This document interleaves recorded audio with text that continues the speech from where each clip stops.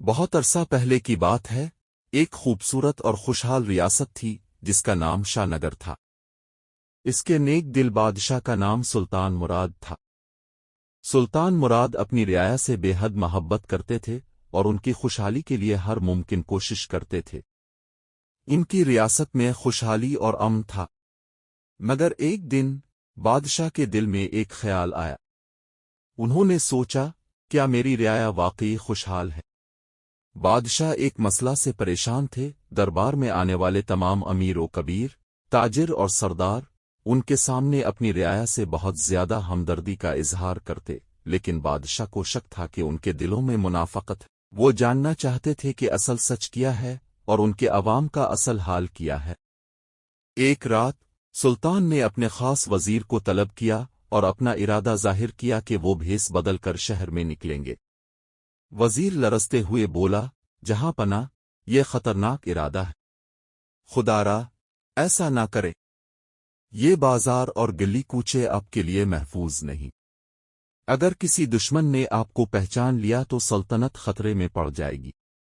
آپ کی حفاظت ہماری اولین ذمہ داری ہے۔ سلطان عادل شاہ نے مسکرا کر کہا، فکر نہ کرو وزیر، میں ایک معمولی ضعیف درویش کا بھیس بدلوں گا۔ مجھے اپنے لباس پر نہیں، اپنی رعایا کے اخلاق پر بھروسہ ہے، مگر یہ بھروسہ آزمانا ضروری ہے۔ اگر کوئی خطرہ بھی ہوا تو بھی میں اپنے لوگوں کے دل کا حال جان کر رہوں گا۔ یہ کہہ کر سلطان نے فقیر کا بھیس بدلا اور رات کے اندھیرے میں محل سے نکل پڑے۔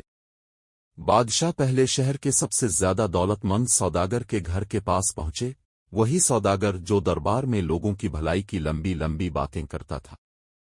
بوڑھے درویش نے دروازے پر آواز دی، یہ خدا کے بندے، میں بھوکا ہوں اور دور سے آیا ہوں۔ ایک مسافر کو ایک گھونٹ پانی اور ایک رات کی پناہ درکار ہے۔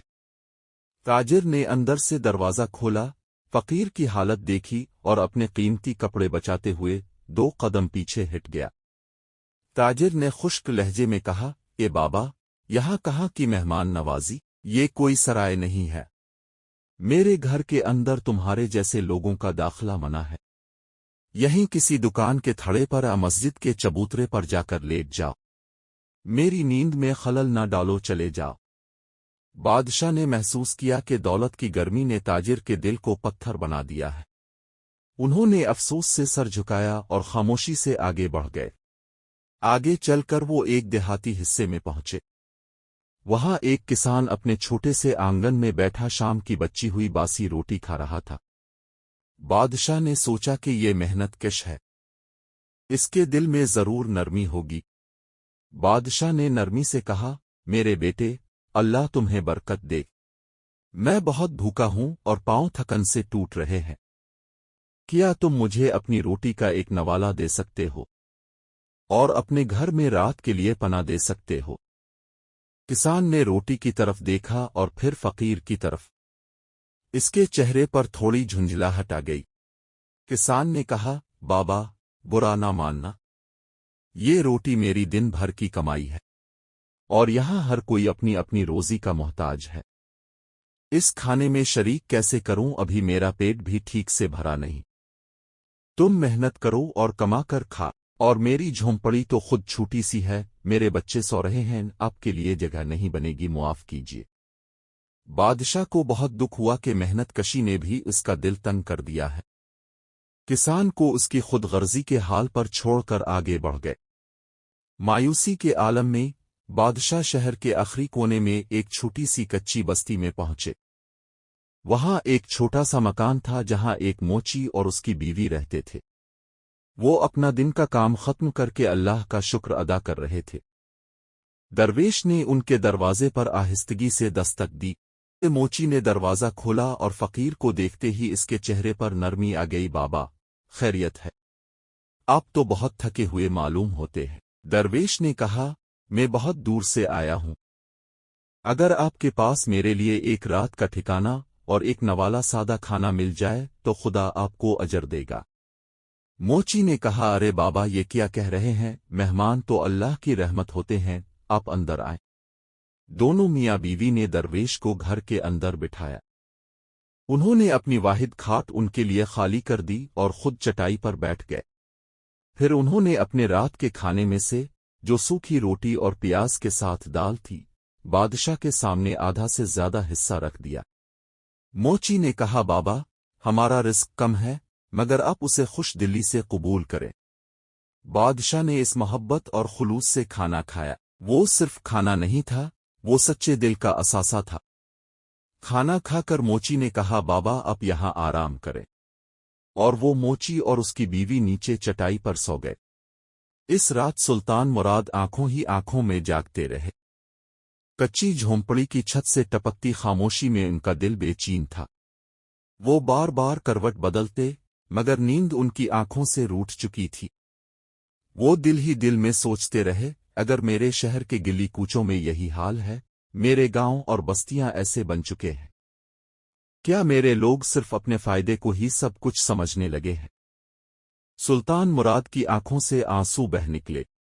انہوں نے آہستہ سے کہا، اگر رعایا کا حال یہ ہے تو قصور صرف ان کا نہیں، قصور میرے نظام کا بھی ہے۔ بادشاہ اس رات بالکل سو نہ سکے۔ فجر سے پہلے ہی انہوں نے دل میں فیصلہ کر لیا اور خاموشی سے اس جھونپڑی سے نکل پڑے۔ اندھیری گلیوں سے گزرتے ہوئے وہ اپنے محل کی طرف روانہ ہو گئے۔ جب صبح ہوئی تو موچی اور اس کی بیوی جاگی۔ انہوں نے دیکھا کہ وہ بوڑھے بزرگ وہاں موجود نہیں تھے، کھاٹ خالی تھی۔ موچی نے آہ بھر کر کہا، وہ نیک بزرگ تو چلے گئے۔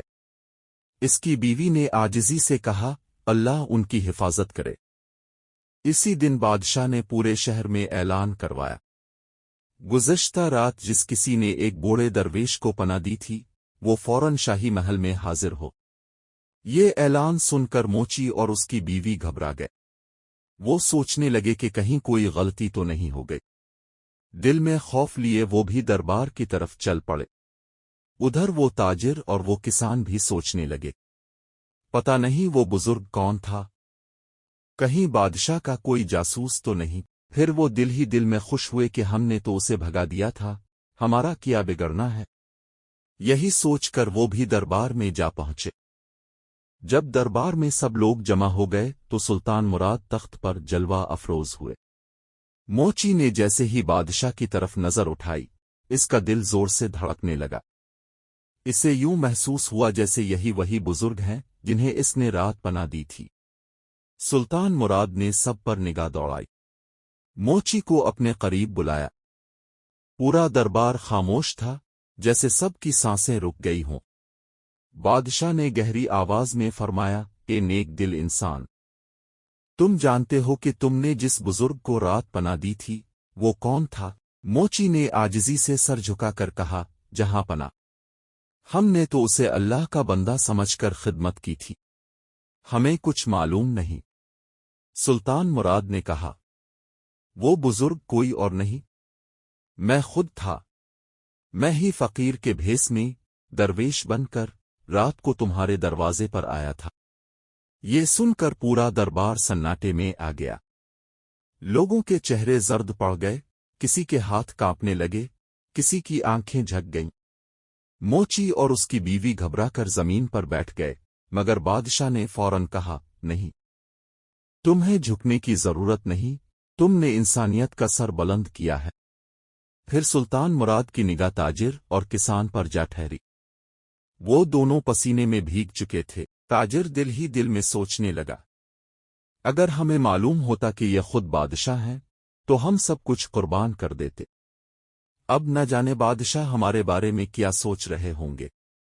سلطان مراد نے سخت لہجے میں فرمایا، تم لوگوں نے ایک فقیر کو نہیں ٹھکرایا، تم نے رحم، مہمان نوازی اور انسانیت کو دروازے سے لوٹا دیا۔ اگر وہ بادشاہ نہ بھی ہوتا تب بھی وہ ایک بھوکا انسان تھا۔ دربار میں مکمل خاموشی چھا گئی۔ پھر بادشاہ نے فرمایا، یاد رکھو، جس دن تم نے انسان کو اس کے لباس سے پہچانا، اسی دن تم دل سے فقیر ہو گئے۔ تاجر اور کسان کی آنکھوں سے آنسو بہنے لگے، ان کے دلوں پر ندامت کا بوجھ آ گیا۔ انہیں احساس ہو گیا کہ دولت اور محنت کے باوجود وہ انسانیت کا امتحان ہار گئے تھے۔ सुल्तान मुराद ने मोची का हाथ थाम कर उसे तख्त के करीब खड़ा किया और बुलंद आवाज में फरमाया, ये है वो इंसान जिसने न ये देखा कि आने वाला कौन है, न ये पूछा कि इसके पास क्या है, बल्कि सिर्फ ये देखा कि वो भूखा है और थका हुआ है। फिर बादशाह ने फौरन हुक्म दिया, उस नेक दिल मोची को शाही खजाने से बड़ा इनाम दिया जाए और आज से इसे महल में बाइज्जत काम सौंपा जाए। दरबारी हैरान थे और मोची की आंखों से आंसू बह रहे थे। उसने कांपती आवाज में कहा, जहां पना, हमने तो सिर्फ अल्लाह की रजा के लिए किया था। सुल्तान मुराद मुस्करा कर बोले, और अल्लाह की रजा ही सबसे बड़ा इनाम है, मगर जो उसके बंदों की इज्जत करता है अल्लाह इसे इज्जत देता है। फिर बादशाह ने हुक्म दिया कि मोची और उसकी बीवी को महल के करीब रहाइश दी जाए। सुल्तान मुराद ने ताजिर और किसान की तरफ देखकर सख्त लहजे में कहा, तुम्हें सजा में कुछ नहीं दे रहा, क्योंकि तुम्हारी सबसे बड़ी सजा तुम्हारा पछतावा है। मगर याद रखो, अगर दोबारा किसी मोहताज को लौटाया गया तो शाह नगर में उसकी कोई जगह न होगी। दरबार में सब ने सर झुका लिए। आखिर में सुल्तान मुराद ने फरमाया, आज से शाह नगर में इज्जत का मयार दौलत नहीं, बल्कि दिल की वुसअत होगी। और यूं इस दिन के बाद शाह नगर में कोई फकीर अजनबी ना रहा और कोई अमीर बेरहम न कहलाया। जो दूसरों को जगह देता है अल्लाह इसे मकाम अता करता है। सुल्तान मुराद ने आखिर में ऐलान फरमाया, आज का इनाम इस मोची के लिए है और आज की नसीहत तुम सब के लिए। और यूं शाह नगर के लोगों ने जान लिया कि बादशाह तख्त से नहीं, किरदार से पहचाना जाता है। अब से गुजारिश है, अगर आपको ये कहानी पसंद आई हो और उससे सबक मिला हो तो हमें सपोर्ट करने के लिए इस चैनल को जरूर सब्सक्राइब करें। आपका एक क्लिक हमारी हिम्मत बढ़ाता है और हम उसी तरह की अच्छी कहानियां आप तक लाते रहेंगे।